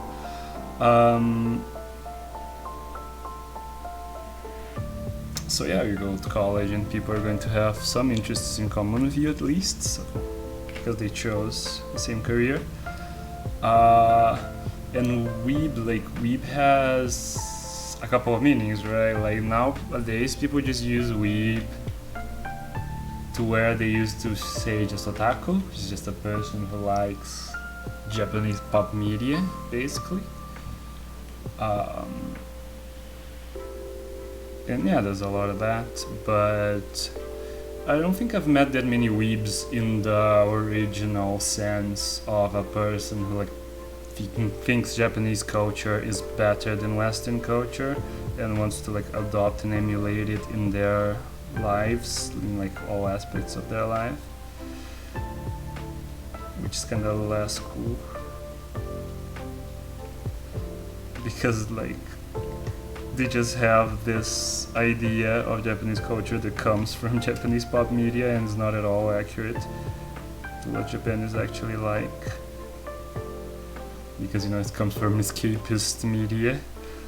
There's, in a lot of ways, a reaction to a really strict culture.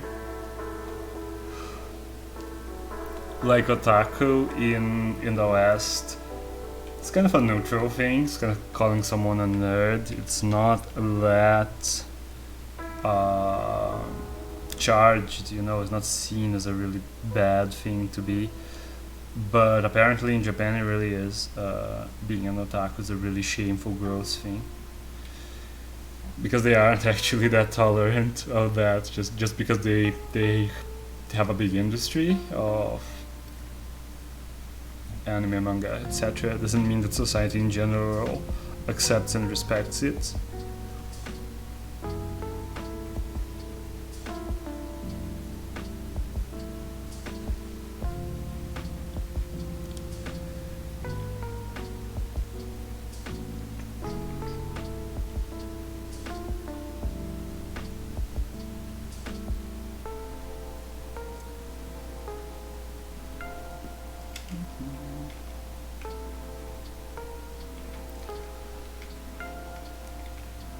Wait a second. I'll start with a bit of a cheat here. I was surprised how many people would just say Japanese words in sentences and talk about certain inappropriate things in public. Oh, okay. Yeah, so that's already going to the website with saying Japanese words. What kind of Japanese words? Because, you know, if it's referring to like Japanese media or something that doesn't have a word in their native language, then, you know, okay, normal.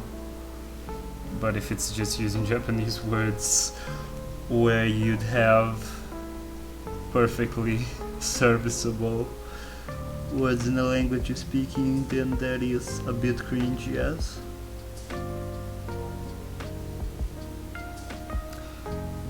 Nani, arigato, and so on. Oh no. Yeah, yeah. It's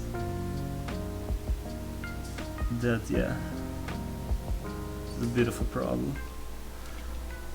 Like, I get saying, like, if it's as a joke amongst people who get it, saying "Nani" when you're surprised by something, whatever.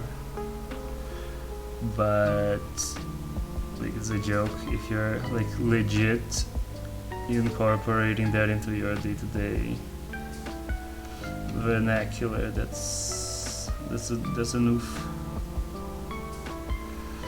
But oh well, to each his own.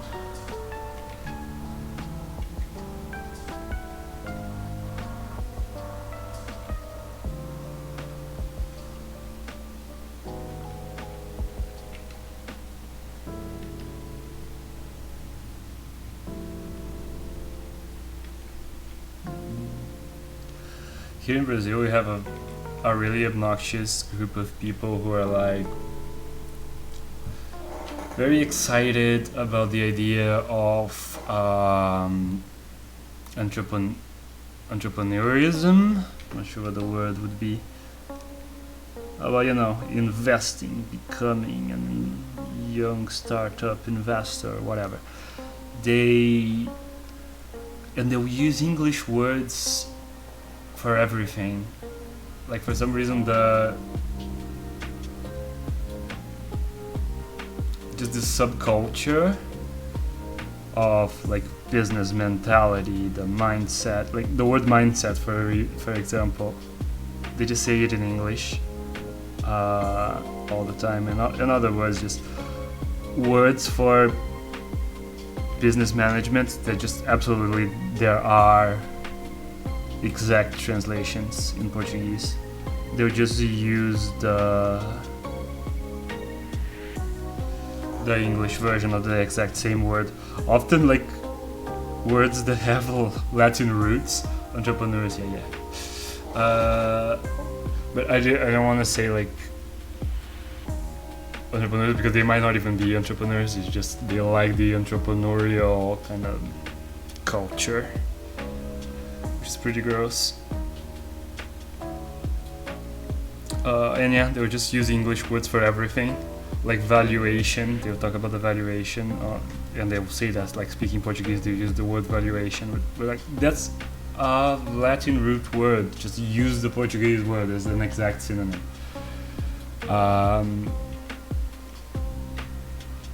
But yeah, because I don't know.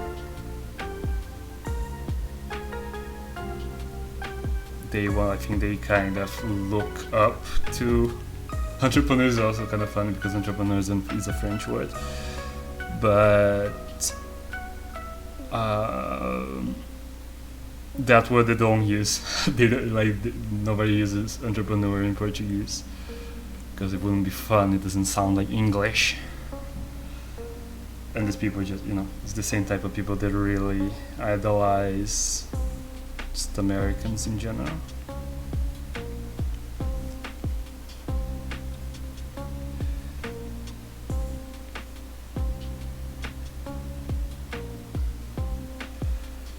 They have this idea that everything about being successful is all about mindset and attitude. So if American companies rule the world, surely it's because they have the correct approach and mindset towards things.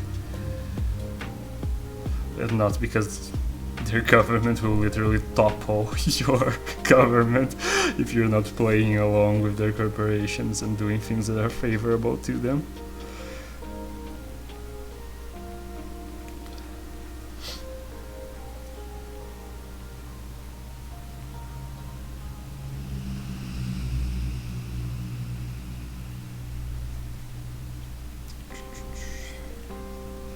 But yeah, this is mostly on the way, I guess.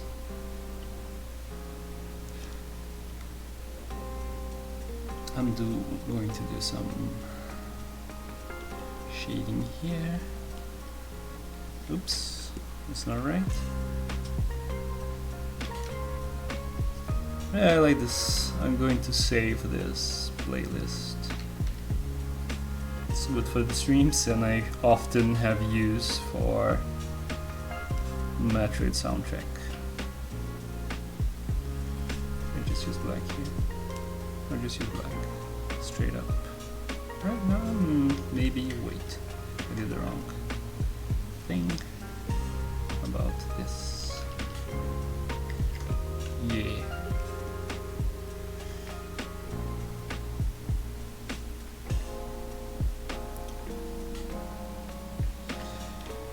Broad, here we go.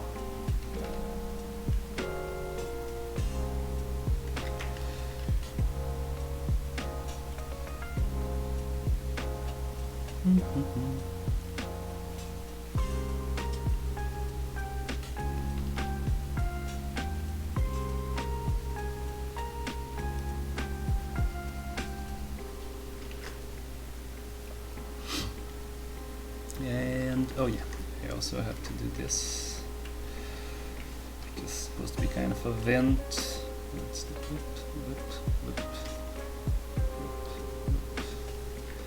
There you go. Oh yeah, I can forget to do like the spider thing. This has been nice. Yeah, I really like this one. I have to do the spider, like this spider, on the small ones. Heat.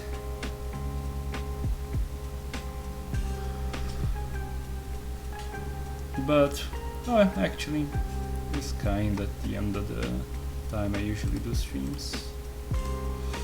Are you playing rainy sounds, or is it real, or am I hearing something else? I think, like, it isn't raining here and I'm not playing raining sounds. I think it's probably just the kind of static that they put in with lo-fi stuff that may be kind of sounding like rain.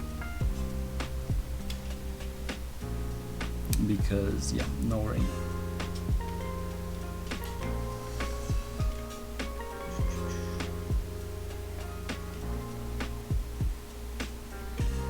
But yeah, I actually think I'm going to call this a stream because we are at a bit over 2 hours, which is what I've been keeping it at. So I got some time after it.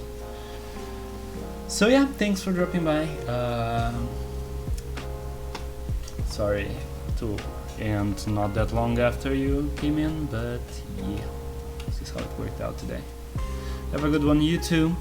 See you around. Bye.